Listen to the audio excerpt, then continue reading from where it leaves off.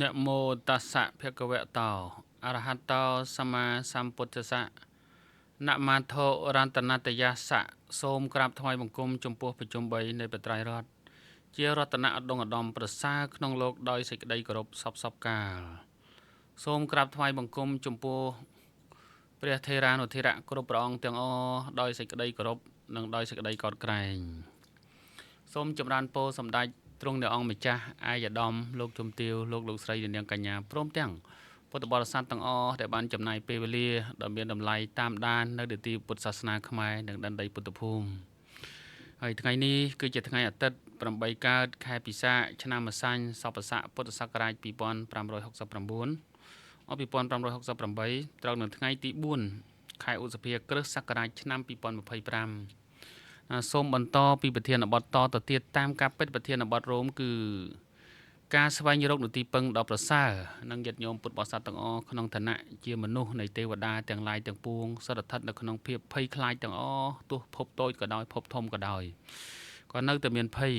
អញ្ចឹងហើយបានព្រះអង្គឲ្យពុទ្ធបរិស័ទទាំងអស់ស្វែងរកនូវទីពឹងហើយការស្វែងរកទីពឹងនេះញាតិញោមពុទ្ធបរិស័ទទាំងអស់ទីពឹងគ្រប់យ៉ាងទាំងអស់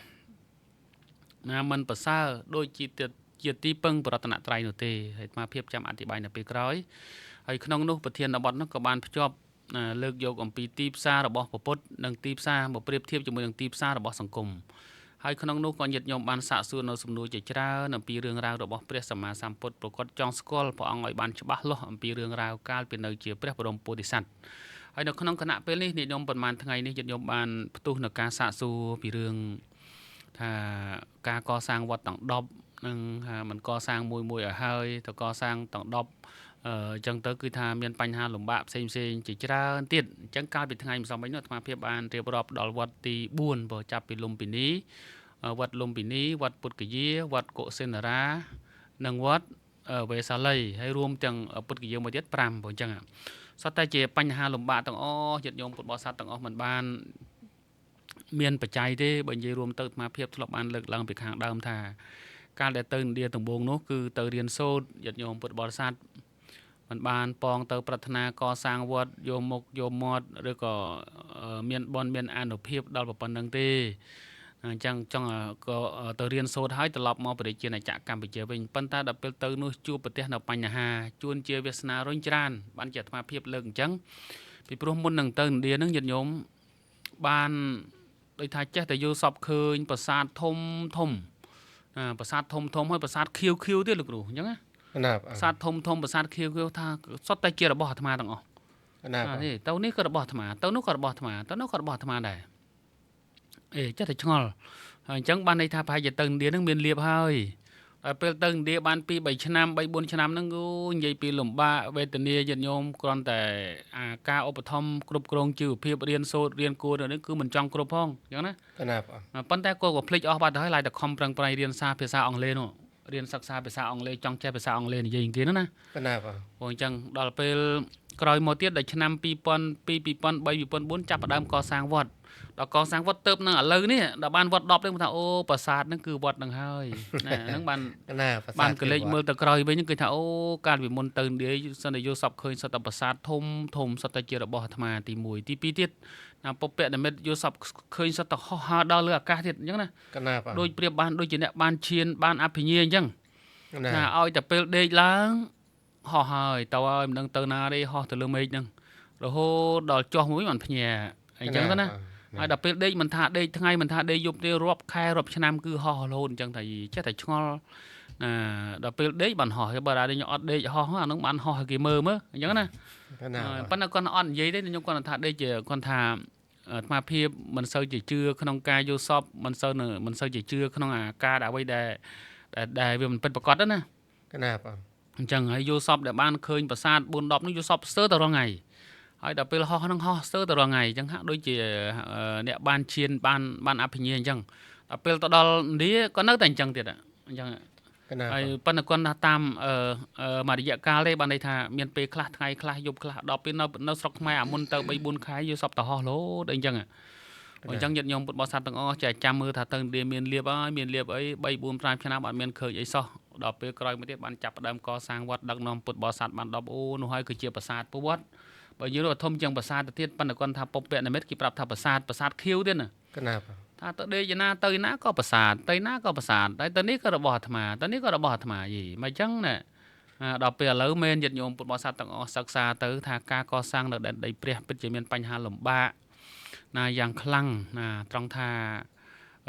តាំងពីជាង 2000 ឆ្នាំញាតិញោមមើលគឺប្រទេសផ្សេងៗហ្នឹងតាំងមានប្រទេសចិនមានប្រទេសអីផ្សេងៗតាំងពីព្រះអង្គគង់នៅតាំងព្រះអង្គបរិនិព្វានបាន1ខែ2ខែ1ឆ្នាំ2ឆ្នាំមានគេទៅកសាងវត្តជាហូហែអញ្ចឹងណានៅក្នុងនោះសូមនិទានកន្លែងនេះបន្តិចលោកគ្រូណាមិនផងក្នុងកាលដែលព្រះអង្គគង់នៅក្នុងកាលនោះយើងនេះដូចជាហៅថានគរគុកធ្លោកទេហៅថាជនជាតិភាគតិចអញ្ចឹងណាហើយបានអ្នកដឹកនាំទំនិញនឹងដូចជាសម័យបច្ចុប្បន្នប៉ុន្តែការដឹកនាំទំនិញកាលនោះគឺដឹកនាំតាមកប៉ាល់ទឹកណាអត់មានកប៉ាល់ហោះទេព្រោះកប៉ាល់ហោះទៅណាតាមកប៉ាល់តាមសំពៅតាមទូកតូចទូកធំអីអញ្ចឹងណាអញ្ចឹងបើថាអត់ទាន់មានកប៉ាល់ហោះនៅលើអាកាសទេនិយមកប៉ាល់ហោះទុំរកឃើញនៅឆ្នាំ1400ជាងទៅ1500ហ្នឹងទេណាបាទអញ្ចឹងកាលនោះគឺធ្វើដំណើរដឹកទំនិញទៅមកហូហែអ៊ូអដូចយើងបច្ចុប្បន្នអញ្ចឹងប៉ុន្តែតាមកណូតតាមកប៉ាល់តាមសំពៅអញ្ចឹងសំពៅមួយហ្នឹងយើងលេងសិតតែ700នាក់សិតតែ1000នាក់សិតតែ2000នាក់ដឹកបានរាប់ពាន់រាប់ម៉ឺនគីឡូដូចបច្ចុប្បន្នហ្នឹងដែរអញ្ចឹងណាណាបាទអញ្ចឹងក្នុងការនោះអាត្មាភាពសូមលើកតែកណូតកប៉ាល់ឬក៏សំពៅដែលធ្វើដំណើរពីទិសខាងកើតមកទិសខាងលិចអញ្ចឹងបានន័យថាទិសខាងកើតគឺប្រទេសចិនប្រទេសចិននៅក្នុងកាលនោះគឺមានទីក្រុងដែលហៅថាទីក្រុងលក់យ៉ាងហ្នឹងដែលជាហៅថារាជធានីរបស់គេអញ្ចឹងណានឹងតមកគ្នារហូតបានទីក្រុងនោះគេដឹកនាំទំនិញរបស់ផ្សេងមក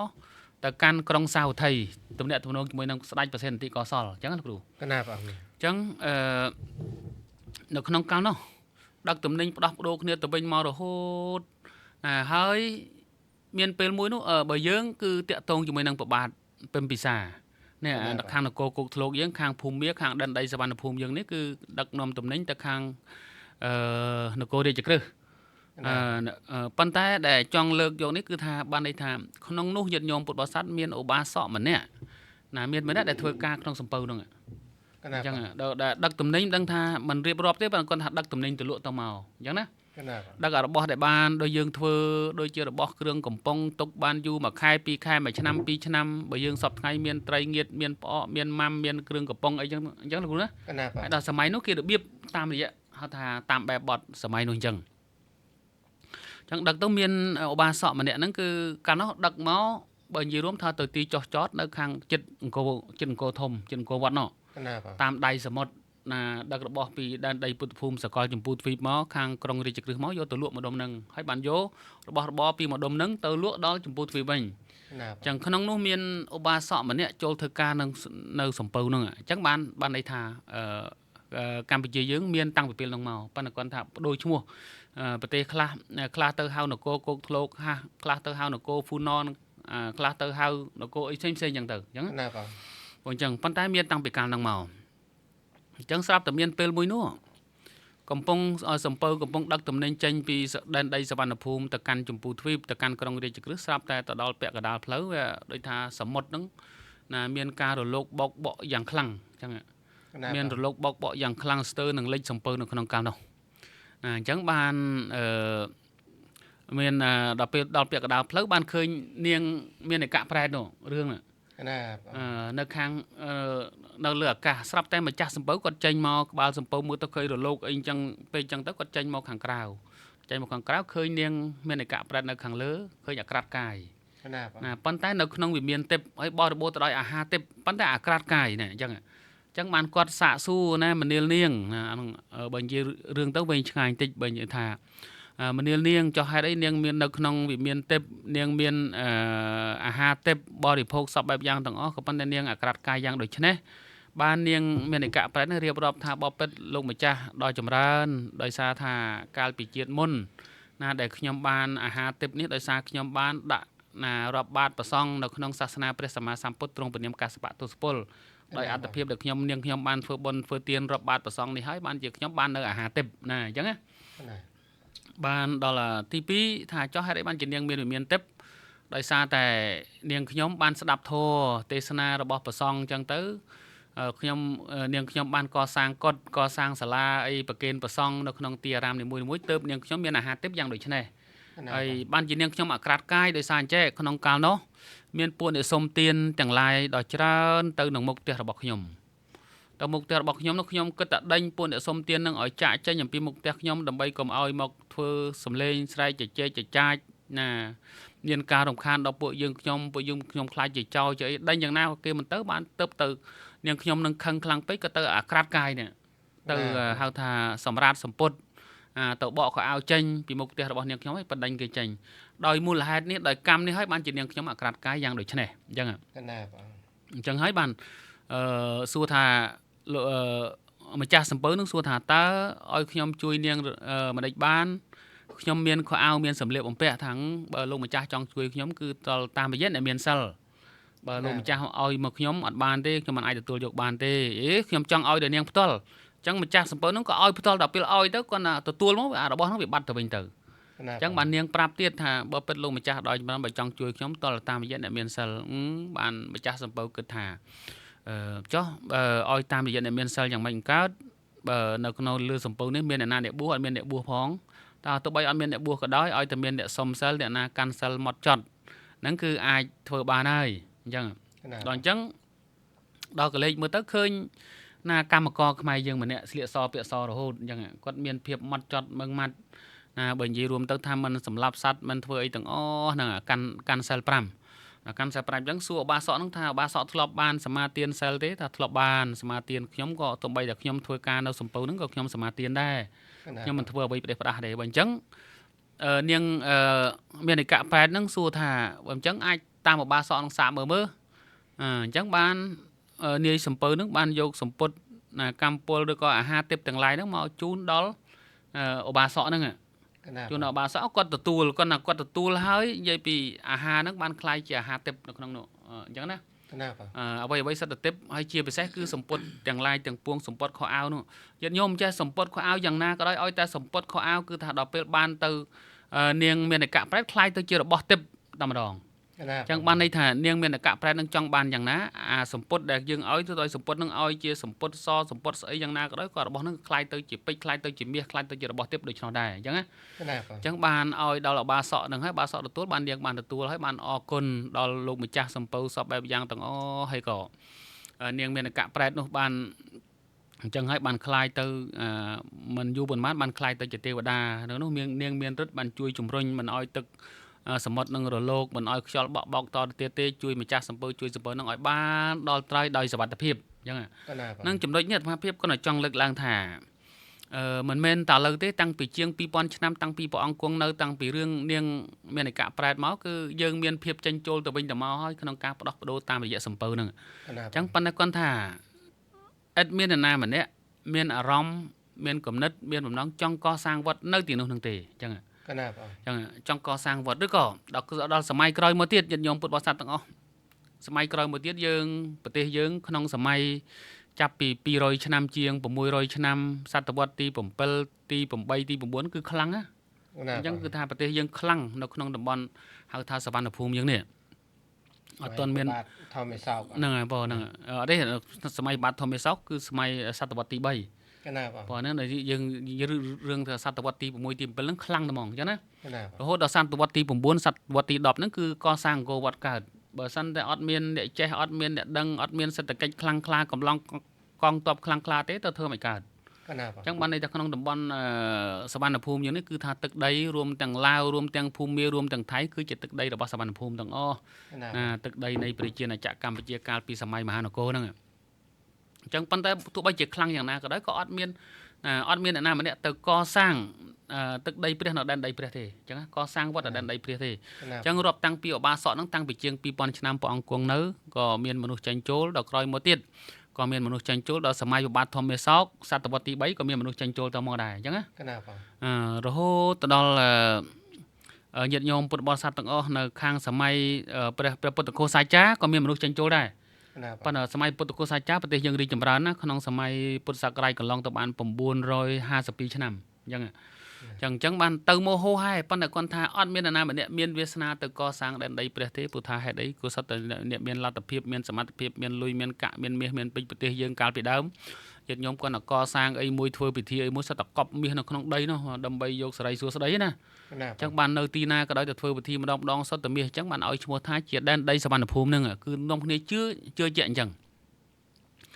chẳng ăn miên là na từ co sang thì rồi hốt một đo sầm may sừng cung riêng này dùng chẳng ạ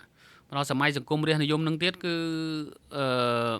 bri chia dương rồi có bạn đó đom nè bây giờ mà con đang ban bệnh chun từ xa mà nã từ sắc xa riêng sốt nó trong bờ riêng xây nâng nia lên tia ấy bây giờ nó thảo rót rồi ỏng nông cao nông miền tăng pì tha pre sầm đạch mà khô sầm non nè lục mía tròn lục đòn xì po lục ốc bri lục tật thầy bờ đại cho con ông miền ấy sắp bây giờ nó thà sắp tận là bảy chẳng thế pan tay nông cao nó lư tha sầm đạch mà khô sầm non trong ban vót nơi đang đây bột phùm đấy nó bột cái gì đấy các bạn quan thà tại trong ban cất cu ấy mà dạy chẳng tới có đời xa sọc miền sừng cream chẳng tới có rốt tới nó sọc kia từ hay là coi một tiết là sớm mai bẹt chiang hơi cao sọc nó có miền ở đây chỉ con ông khla nơi khang cao bờ tây nó có trong ban vót đấy nam miền ở đây chỉ con song của bố thị bố tông hao ở đây chỉ con sài svan đây có khang đâu bờ tây Australia nạp xem cái trong ban vót ở đây đây bột phùm đấy pan nó còn nó theo mình bàn tiền chẳng rồi hốt đo sớm mai nè khi nhom cán thà phiệp nè nhiệt nhôm ơi bởi vì rùm tơ thà cầm sót chẳng kê đợt mà phiệp tay lực lang thà chỉ côn nè sải nè riêng sốt có tích nè bởi riêng sốt có tích sau có phiệp nó có soi tiết ấy bởi vì bên thà lát tập phiệp sro tầm mong có thà xong bay tờ rồi chem đặc luôn ai nữa mình chọn ru phong chẳng đó ở chẳng pan tay con thà bọc bẹn này mệt muốn nằng tơ đĩa nó vô sọc khơi sao tập sát thì mùi tí pi muốn nằng tơ đĩa vô sọc khơi sao tập ho ha đa lửa cả oi tập pel đê những cứ ho là hốt cho để cho là gì bờ ho hình chấn ho hà tiếng nơi ọt đê nhưng mình ho hà nước mà gì ọt cha pel đê cho thà ho ha đa lửa cả đôi thà miên rất chẳng để chẳng cho thà cho là bắt nó còn mình sao chưa đấy bờ thà cả nó cũng bông đu riêng vào lây cái bông không riêng vào lây ấy phong ấy sọ bẹp giang từng đỡ hết bạn từng đĩa nữa từng đĩa mình bầm non tha từng đĩa thế như nhóm tha pro thì ghi ôm mà trí có than nom tàu parang chẳng à to pin đĩa tàu parang nhắc mình prom tàu và tha từng đĩa cứ mình tàu tiếp vào lại chụp điện vào lây này phong chẳng apel từng đĩa tất cả ban chuôn chụp hấp sầm nắng ban chụp ba ska ốc thủ rết ban chụp ba ska phuong xiang hay ban chụp ba ska mom on có từ krom thừa cả thân từ môi vào đây cho con sang của bộ thị pu tông háo từ bậc kiên vận đĩa nắng đợt pel có tọt đòn này lần tiếc khơi lục thay khơiสกอตจะไล่เนี่ยlần tiếc khơi lục thay khơi lục đĩa khơi lục phù mía khơi lục chen khơi lục của rê ấy nào chả pinประชุมเนี่ยนะtới chungเนี่ยไปđời chungเนี่ยจังทางอัดเมียนลูกใหม่ยังซ้อหันจังจังอ้อยปองเนเรียนนึงได้บ่ปองบานเนเรียนนึงก็น่าช่วยนะดังจังอบาสกาอุตเรก็ทางก็น่าช่วยมาคายมาrồiจังอบาสกาพงสังให้ทางก็น่าช่วยมาคายมาrồiได้ហើយอบาสกามองនឹងថាមកខែ100ដែរអញ្ចឹងបាន3នាក់បាន300បាទអញ្ចឹងញាតិញោមឆ្នាំ97 98មកខែ$300ច្រើនណាញាតិញោមព្រោះសម្បើណាអញ្ចឹងបើនឹងទៅខ្មែរវិញណាដើរបានមួយថ្ងៃ5000ផងអញ្ចឹងអញ្ចឹងសុខចិត្តនៅរៀនហ្នឹងហើយអញ្ចឹងបានមួយខែ$300ដែរ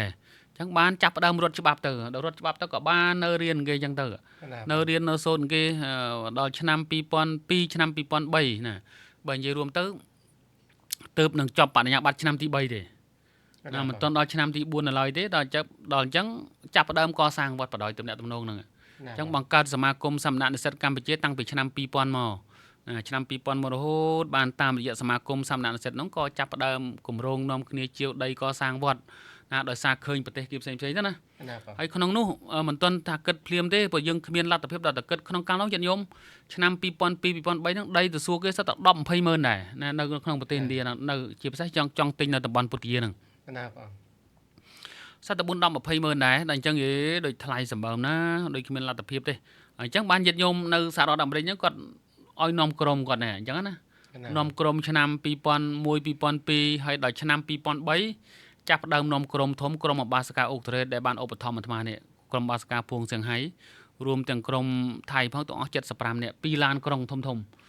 អញ្ចឹងក្រុមនោះគាត់ថាក្រុមនោះដែលជាក្រុមមួយស្នូលគឺជាក្រុមមួយដែលមានការលះបង់ខ្ពស់គឺជាក្រុមមួយដែលមានឆន្ទៈមោះមុតដែលចង់លះបង់បច្ច័យដើម្បីកសាងវត្តនៅដែនដីពុទ្ធភូមិនេះពួកគាត់ថាអូយព្រះអង្គអើយខ្ញុំកណាកាលពីដើមមានដូចថាចង់បូជាកសាងនៅទឹកដីព្រះប៉ុន្តែរកប្រសង់អង្គណា ឲ្យមានការលះបង់យកដីនឹងឲ្យបានគេដូចអត់មានសោះអញ្ចឹងព្រះអង្គអាចធ្វើបានទេខ្ញុំក៏ណាជួយអញ្ចឹងណាអញ្ចឹងញាតិញោមមើលមានដូចខាតទទួលបន្តិចមិនទទួលបន្តិចមិនជឿលើខ្លួនឯងទេមិនជឿដូចថាមិនជឿតែមកនិយាយរួមថាដូចជាវាខ្លាចធ្វើវាមិនកើតដល់គាត់ថាអញ្ចឹងទៅហើយគាត់កាលនោះញាតិញោមពុទ្ធបរិស័ទទាំងអស់គាត់តែប្រគេនបច្ច័យ4មកក្រុមនោះណាបានរាប់ម៉ឺនដុល្លារបងអញ្ចឹងពោះមានលោកតាមអង្គដឹកនាំបងកាលនោះមានលោកផ្សេងៗដែរប៉ុន្តែគេទៅតាមកន្លែងផ្សេងៗទៅណែទៅអស់អញ្ចឹងទៅអាត្មាភាពដឹកនាំញាតិញោមប្រគេនបានរាប់ម៉ឺនហ្នឹងគាត់តែបច្ច័យ4ដល់ពេលឮថាកសាងមានអីគាត់រៃគ្នាពឹបបានជាង $10,000 គ្នាតែ60នាក់ជាងទេអញ្ចឹងបានជាង $10,000 នៅខ្វះតែប្រមាណ10000ទៀតហើយដល់ក្រោយមកទៀតអស់ពីក្រុមនឹងទៅបានកាន់តែល្បីក្រុមមកបាសកាញ់យឹកបន្ថាទៅបានជាង 30000 ទៀតអញ្ចឹងណាអញ្ចឹងចិត្តគ្រប់បាត់នៅខ្វះតែ40000ទេអញ្ចឹងនៅខ្វះតែ40000គឺទេទៅថាសុំខ្ចីព្រះអង្គអូស្ត្រាលីបាន20000ហើយនៅខ្វះ20000ទៀតបានខ្ចីញោមសៀមរាបបាសកានូសួងនេះបានគ្រប់ចំនួនល្មមបានវត្តអដែងបានដីទី1បងអញ្ចឹងបានដីទី1ហ្នឹងក៏ចាប់ផ្ដើមចាក់ដីចាក់អីពុបប្រាប់ញោមមកឃើញដល់ពេលវាសនាមកដល់ឃើញពុបបាន 4-100000 លឿនកាលពីដើមរត់តែ1រៀលបើយល់ថា300មួយខែហ្នឹងញាតិញោមអាណារៀនគួរផងអាណាចង្ហាន់ផងហើយអត់ហ៊ានដើរទៅនេះទៅនោះទេពេលរដូវក្តៅមកដល់ហ្នឹងគឺនៅកន្លែងណាហាត់ប្រាណរៀនសូត្របើដើរទៅក៏វាអត់បច្ច័យអញ្ចឹងហើយដល់ទោះបីថាវ៉ាកងប៉ុន្តែត្រូវរៀនគួរទៅបងថ្លៃគួររៀនគួរហ្នឹងទៀតត្រូវជិះឡានទៅមកជិះកង់3អីផ្សេងទៀតអញ្ចឹងត្រូវចំណាយពោះចុះមួយខែ300ញាតិញោមមិនច្រើនទេណាបើសិនតែសម្រាប់តការហូបចុកគ្រប់ល្មមដល់ពេលរៀនផងទិញសភៅផងណានេះផងនោះផងគឺថាមកដាច់ខែដាច់ខ្យល់បើសិនញាតិញោមអត់ផ្ញើមកទៀតដាច់បដ ாய் ខែក៏ដោយអត់បដ ாய் អញ្ចឹងប៉ុន្តែគាត់ថាញាតិញោមដល់ខែផ្ញើព្រឹបមានពេលខ្លះផ្ញើម្ដង2ខែផ្ញើម្ដង3ខែអញ្ចឹងមកបានដូចថាទប់ទល់គ្មានអារម្មណ៍គិតអីទេគិតតែរឿងការរៀនសូត្រហ្នឹងចឹងដល់ពេលរៀនសូត្រដល់ពេលបាននាំក្រុមអញ្ចឹងចាប់ពីនាំក្រុមពួកគាត់មកទី1នាំក្រុមញាតិញោមនៅហៅថាទីក្រុង Washington ទីក្រុង Washington DC ហើយបាននាំក្រុមញាតិញោមនៅទីក្រុង Long Beach នៅ California ប៉ុន្តែមិន Long Beach ទេអ្នកមកពី Chicago អ្នកមកពីក្រុងប៉ុន្តែមកប្រមូលគ្នាប៉ុន្តែមេដឹកនាំនៅទីក្រុង Long Beach អញ្ចឹងបានក្រុមនោះហើយបានកើតវត្តនេះអញ្ចឹងញាតិញោមនេះហើយមិននឹកស្មានថាមកក្រុមនឹងបានដល់ទៅជាង $10,000 ញាតិញោមប្រជាពុទ្ធបរិស័ទទាំងអស់បានន័យថាហ្នឹងគឺវាសនាអានិសង្ឃបុណ្យមកដល់រុញច្រានហ្នឹងអញ្ចឹងចាប់ផ្ដើមបានទៅវត្តនឹងភ្លាមញាតិញោមសាប់ញាតិញោមបាក់មកទៅក្រុមលោកគ្រូអគ្គបទៅក្រុមលោកគ្រូកែវិមុតក៏ទៅក្រុមលោកគ្រូធម្មមាននបានច័ន្ទសរ៉ែនក៏ទៅគឺថាពុបអាត្មាភាពនាំក្រុមទាំងអស់ហ្នឹងបងអញ្ចឹងណាអញ្ចឹងបានទឹកញាតិញោមមកពីបារាំងក៏មកញាតិញោមទៅពីអូស្ត្រាលីញាតិញោមទៅគាត់មួយឆ្នាំ7 8ក្រុមនាំមិនអីដល់ពុបបានពុតគជាហ្នឹងហើយបានយកដីមួយទៀតនោះអញ្ចឹងណាដីមួយខាងទៀតបាននោះហើយបានទៅលំពិនីរហូតបានកុសេនារាបាននិយាយឲ្យម្សិលមិញថាចងការគេ$1400ហើយបានម្សិលមិញបាននិយាយមកដល់ក្រុងវេសាលីដែរវត្តទី5អញ្ចឹងណាវត្តទី5ក្រុងវេសាលីវត្តទី5ក្រុងវេសាលីហ្នឹងក៏ចងការគេដែរហើយបានញាតិញោមប្រជាពុទ្ធបរិស័ទទាំងអស់ពីដូចថាមួយឆ្នាំមួយតើទៅរកបច្ច័យមកពីណាក្នុងកាលនោះមិនមែនស្រួលទេអញ្ចឹងណាហើយបើនិយាយរួមថាអ្វីក៏នៅក្មេងទៀតញោមខ្លះណាគាត់កសាងវត្តសោះក៏មានទិដ្ឋិយល់ទាំងព្រះអង្គពើមេត្តានៅក្មេងណាអញ្ចឹងណានៅក្មេងញោមកាលចាប់ផ្ដើមកាលនោះអាយុ25ទៅ26ហើយ25 26ញាតិញោមមើលបច្ចុប្បន្ននេះណាមានអ្នកខ្លះឡើងតំណាងរាស្ត្រណាដឹកនាំសង្គមជាតិទាំងមូលតាំងពីអាយុ22ឆ្នាំហើយអ្នកខ្លះឡើងមេបញ្ជាការកងទ័ពតាំងពីអាយុ24 25ឆ្នាំហើយអ្នកខ្លះឡើងទៀតជាឥឡូវទៅថាបច្ចុប្បន្ននេះញាតិញោមពុទ្ធបរិស័ទទាំងអស់គឺអ្នកស្រីយិនឡាក់នាយករដ្ឋមន្ត្រីស្រីផងអាយុ30ឆ្នាំជាង37ឆ្នាំអ្នកស្រីភេថងឋានអញ្ចឹងណាអញ្ចឹងហើយនោះរាប់ពីសម្ដេចដេជោរាប់ពីស្អីមកអាយុ30ជាងអាយុ20ជាងឡើងអីណាបើនិយាយរួមថាមើលរឿងផ្សេងទាំងអស់ឃើញអាយុ20ជាងគឺពេញកម្លាំងដល់យើងគ្រាន់តែកសាងវត្តសោះអាយុ25 26ញាតិញោមថាក្មេងទៀតដែលគាត់ថាក្មេងចេះញាតិញោមមិនមែនថាបន្ទោសគាត់ទេដោយសារថានៅដែនដីព្រះនឹងមានអ្នកដែលចង់កសាងនឹងវាច្រើនអ្នកណាស់មកហើយអញ្ចឹងចង់កសាងវាច្រើនអ្នកណាស់មកហើយប៉ុន្តែទៅមិនកើតដល់គេផ្ញើលុយមកចេះតែបាត់ដល់ចេះតែបាត់អញ្ចឹងទៅអាស្នាមគំនុះដល់អាក្រក់នោះវាធ្លាក់មកដល់យើងណែអញ្ចឹងទៅអូយណែវត្តបាននេះលោកគេធំលោកគេល្បីគេចេះដឹងផងធ្វើមិនកើតផងទ្រាំលោកពើមេតាក្មេងអញ្ចឹងមកធ្វើមិនក្មេងណាអញ្ចឹងអ្នកម្នាក់អត់ចង់ចូលទេញាតិញោមមានពេលខ្លះដំបងអាត្មាភាពប្រកាសញាតិញោម 3-4 ដងអត់មានណាចូលមួយរៀលទេនិយាយទៅអាត្មាភាពដឹកនាំក្រុមដោយខ្លួនឯងផ្ទាល់ទេបានញាតិញោមចូលបានធ្វើកើតនេះអញ្ចឹងញាតិញោមពុទ្ធបរិស័ទទាំងអស់និងអ្វីទាំងអស់ណាដែលបានធ្វើវត្តនេះណាអញ្ចឹងបានthấyថានិយាយពីរឿងខាងដើមថាពុព្វនិមិត្ត សតប្រាសាទធំៗហ្នឹងតតែឥឡូវហ្នឹងបានយល់ហើយសតហោះហើរដល់លើអាកាសស្អីណាដែលដូចបានឈានដូចបានអភិញ្ញាហ្នឹងគឺថាពុកពាក់តែមិនប្រាប់អញ្ចឹងបើអញ្ចឹងថាហ្នឹងមានបច្ច័យគ្រប់គ្រាន់នឹងបើអញ្ចឹងប៉ុន្តែគាត់ថាទៅឥឡូវបានយល់ឥឡូវបានសូមបញ្ជាក់ពីដល់វត្តទី5នេះញាតិញោមចងការគេដែរក្រុងវេសាលីហ្នឹងណាបាទប៉ុន្តែចងការហ្នឹងគឺថាបានអាស្មារតីចេះទៅអាមេរិកហើយបានកឋិនញាតិញោមធ្វើមកចេះតែមួយឆ្នាំមានពេលខ្លះបាន30000ខ្លះបាន50000ហើយផ្សំទៅនេះទៅនោះអញ្ចឹងទៅបានទៅជាង100,000ពួកក្រ200,000អញ្ចឹងណាហើយបានចាប់ផ្ដើមជឿឥតជឿស៊ីម៉ងគេចាក់ធ្វើលបងធ្វើអីចាប់បន្តចេះតែបានហុចបន្តហើយញាតិញោមចេះតែចូលមកហើយអញ្ចឹងបានវត្តទី6ណាបាទវត្តទី6គឺវត្តខ្មែរសវណ្ណភូមិក្រុងរាជក្រឹសណាឥឡូវសូមបញ្ជាក់ឆ្នាំញាតិញោមពីឆ្នាំ2004បានដីនៅពុទ្ធគយាដីទី1បានឆ្នាំ2005បានដីទី2អញ្ចឹងណាដីទី2ហើយដល់ឆ្នាំ2000ចុងឆ្នាំ2005ដើមឆ្នាំ2006បានវត្តខ្មែរលំពិនីដល់ឆ្នាំ2007ខែ7បានវត្តខ្មែរកុសិនតារាបានវត្តទី4ហើយបានដល់ឆ្នាំ2009ខែ3បានវត្តទី5គឺវត្តខ្មែរក្រុងវេសាលីហើយដល់ឆ្នាំ2011ណានឹងរំលងតិចឆ្នាំ2011បានវត្តខ្មែរសវណ្ណភូមិក្រុងរាជក្រឹសដើមឆ្នាំបានចុងឆ្នាំ2010ដើមឆ្នាំ2011អានោះដូចគ្នាញោមអានោះគឺតម្លៃដូចជាតម្លៃជាង300000ពួកដីជាង50កថានោះធំដែរអញ្ចឹងណាបាទហើយអត់មានបច្ច័យទេញោមគឺមានបច្ច័យខ្លះក្នុងកាលនោះមានតែប្រហែលជា3-40000ហ្នឹងអត់ដល់អញ្ចឹងឲ្យប៉ុណ្ណឹងអាម្ចាស់គេនឹងគេព្រមឲ្យជឿទៀតចាំថាឲ្យអ្នកឯងជឿមួយឆ្នាំ2ឆ្នាំទៅហីអ្នកឯងនិយាយមិននិយាយលេងថាឲ្យខ្ញុំជឿខ្ញុំអាចយកមែនដល់តែឲ្យមានប្រមាណឲ្យខ្ញុំប៉ុណ្ណឹងញោមមានតែ3-40000អញ្ចឹងហីឥឡូវសុំពាក់កដាលមកអញ្ចឹងណាសុំពាក់កដាលមកខ្ញុំឲ្យយកឲ្យជឿ2ឆ្នាំដល់ហើយបានខ្ញុំជាង300000ឥឡូវអាត្មាខ្ចីគេបានជាង100,000ទៀតយកទៅឲ្យគេទៅ5-100000អញ្ចឹងណាចងការគេទៅ100,000ទេ14400ដូចគ្នាអញ្ចឹងអញ្ចឹងនៅវានេះចិត្ត7-10,000ហើយអាត្មាចងការគេអាត្មាសងអាការគេហើយដល់អញ្ចឹងអានោះអាងអត់កាសអត់សោះបារម្ភទេអញ្ចឹងបានគេឲ្យធ្វើរបងឲ្យធ្វើអីទាំងអីជាប់ជាពាក់គេដល់មួយឆ្នាំជាងឆ្នាំក្រោយបានសងគេហើយអញ្ចឹងបានសងហើយអញ្ចឹងញាតិញោមពុទ្ធបរិស័ទទាំងអស់អត់ដែលមានបច្ច័យប៉ុន្តែគាត់ថាចងការគេផងជាពាក់គេផងខ្ចីគេផងបលគេផងយកមកសងគេតន់ពេលវេលាទៀតអត់ដែលមានឆ្លោះឆ្លួយទេអញ្ចឹងអញ្ចឹងបានវត្តទី6ហ្នឹងបានចូលវត្តទី7ណាញោមវត្តទី7តំបន់អរូបវេលនិគមណាតំបន់អរូបវេលនិគមនោះគឺដីធំជាងគេព្រោះយើងទិញតាំងពីដើមមានពេលខ្លះ1ការ៉េ5រៀលខ្លះ10រៀលខ្លះរហូតដល់1ការ៉េ60ជាប់បដ ாய் លេងទិញណាបើគិតទៅសរុបអស់ជិត$1 លានដែរអានឹងសំតាំងពីយូរណាស់ហើយអញ្ចឹងហើយជាប្រមាណហិតតាបងជាង3ហិតតាបើគិតជាអេកឺ8អេកឺកណា8អេកឺអញ្ចឹងបានទិញ1ការ៉េ10រៀលខ្លះ5រៀលខ្លះតមករហូតអីអញ្ចឹងបានប៉ុណ្ណឹងនៅសល់តែមកម្ចាស់ទេវាត្រូវអស់ដីហើយអញ្ចឹងណាកណាអញ្ចឹងបានញាតិញោមពុទ្ធបរិស័ទទាំងអស់នៅដីហ្នឹងគឺឥឡូវនៅបើនិយាយរួមថានៅជាពាក់គេខ្លះតែប៉ុណ្្នឹងឯងបានតែតិចតួចកណាបងប្រហែលជា4-50000ទៀតអាហ្នឹងគឺថាដល់ម្ចាស់គេឲ្យជឿអីយ៉ាងទៅឲ្យបងរំលោះរហូតអញ្ចឹងទៅណាប៉ុន្តែគេឲ្យធ្វើរបងធ្វើជាកម្មសិទ្ធិគេសញ្ញាអស់ហើយបើគេអត់សញ្ញាក៏អត់ព្រមដែរអញ្ចឹងញាតិញោមមើលដីកន្លែងនេះគាត់ដាំដើមឈើជាង2000ដើមញាតិញោមមើលណានេះកសាងនេះព្រះសក្យមុនីចេតិយសម្រាប់តម្កល់ព្រះពុទ្ធបដិមាទាំង84អង្គនៅខាងក្នុងនោះអញ្ចឹងញាតិញោមពុទ្ធបរិស័ទទាំងអស់បានអញ្ជើញទៅឃើញទេសនាអូឃើញដីនេះនិយាយពីជ្រះថ្លាហើយនៅថានៅក្បែរស្ទឹងកាយាស័យស័កទៀតអញ្ចឹង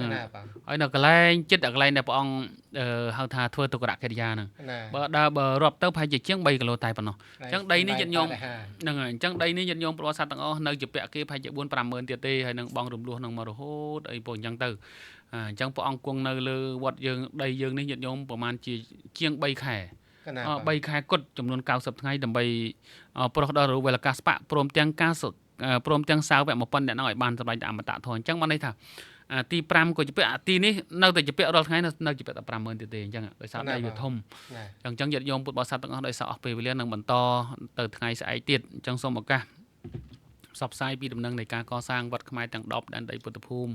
ណាពីវត្តទី1វត្តទី2រហូតសេចក្តីលំបាកយ៉ាងណាញាតិញោមពុទ្ធបរិស័ទទាំងអស់បានដឹងហើយសុទ្ធតែចងការប្រាក់គេទាំងអស់អត់មានអ្នកធំណាជួយទេណាអត់មានទេប្រឹងប្រែងពីកម្លាំងសាមគ្គីជាពិសេសបដឹកនាំពុទ្ធបរិស័ទនឹងទៅឃើញគាត់ឃើញទៅចាណិតចេះតែជួយបើមិនបានជួយពេលនោះក៏គាត់ជួយជាបន្តមកអញ្ចឹងណាអូអញ្ចឹងសូមជួយកសាងថាវត្តទាំង10នេះត្រូវការទាំងអស់ពីត្រូវការកសាងវិហារដូចគ្នាកសាងឲ្យដូចគ្នាទាំងអស់ក៏ប៉ុន្តែញាតិញោមសំណុំពោឲ្យកសាងព្រះចលាមនីចេតិយឲ្យបានដល់ទីបញ្ចប់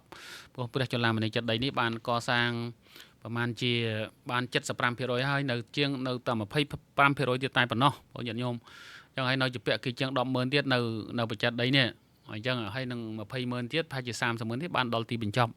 អញ្ចឹងញាតិញោមសំណូមពរថាឲ្យបានចប់ឆ្នាំ2026អាត្មាភាពចង់តែចប់ញាតិញោមប៉ុន្តែគាត់សំខាន់លើសមត្ថភាពលទ្ធភាពគង់ទៅដល់ទីបញ្ចប់ដូចគ្នាក៏ប៉ុន្តែគាត់ថាមានពេលយឺតបន្តិចឬក៏លឿនបន្តិចអីខុសគ្នាបន្តិចតួចអញ្ចឹងគ្រូណា កណាបង អញ្ចឹងសូមញាតិញោមជួយកសាងព្រះចលាមនីចេតិយព្រោះដូចជាស៊ីម៉ង់1តោន150ដែក1តោន920សសរ1ដើម1500ហើយអ្នកណាដែលបានកសាងបច្ចិតដីញាតិញោមដឹងស្រាប់ហើយគឺជាប្រៀបបានដូចជាថ្វាយអ្វីមួយចំពោះព្រះសម្មាសម្ពុទ្ធផ្ទាល់អញ្ចឹង កណាទាំងណា អានិសង្ឃណាអន្ទល់ទៅមកក្នុងភពទៅនិងភពធំគឺជាអ្នកបាននៅសម្បត្តិទេពដៃជះសម្បត្តិ កណា គឺថាដៃជះតែហ្មងហ្នឹង ពុទ្ធបូជាមហាដៃជ ហ្នឹងពុទ្ធបូជាមហាដៃជោញាតិញោមគឺបច្ចិតដីនេះស្មើនឹងពុទ្ធណា កណា អញ្ចឹងគឺដៃជះសម្បត្តិហើយថែមទាំងសម្បត្តិទៀត កណាបង គិតអីនៅក្នុងចិត្តរមែងនឹងបានសម្រេចអញ្ចឹងញាតិញោមទាំងអស់ចូលរួមណាហើយបន្តមកទៀតញាតិញោមបរិស័ទទាំងអស់ណាជុំមេត្តាជួយជាវដីណាប្រឡោះកដាលពុទ្ធគយាបច្ចុប្បន្ននេះតាមមកការ៉េ1000ទេញាតិញោមជាមួយតែចាប់កុងត្រាឆ្នាំ2025 26នេះអាចឡើងដល់ទៅ2000ជាង3000ហើយអញ្ចឹងប៉ុន្តែនេះគឺទៅតាមហេតុផលទៅបីដីមកការ៉េ1000 2000 5000ឬក៏ដីមកការ៉េមាសក៏ជាវដីនឹងឲ្យខានតែបានញាតិញោមមើលស្អាតប៉ុណ្ណាវត្តយើងនៅសងខាងអញ្ចឹងសូមញាតិញោមទាំងអស់ជ្រះថ្លាអនុមោទនាណាគ្រប់គ្នាទាំងអស់ដើម្បីបានទឹកដីដែលមានឫទ្ធិមានអំណាចនេះអញ្ចឹងដោយដៃជះភាពនេះណាអាភិបសូមអរគុណណាស់ញាតិញោមដែលបានចូលមកជាបន្តណាសូមបានជាមហាទ្រព្យក៏ប្រសើរដោយដៃជះភាពបានទៅដល់ព្រះនិព្វានគ្រប់អង្គគ្រប់គ្នាកំបីឃ្លៀងឃ្លាតឡើយរាត្រីសួស្ដី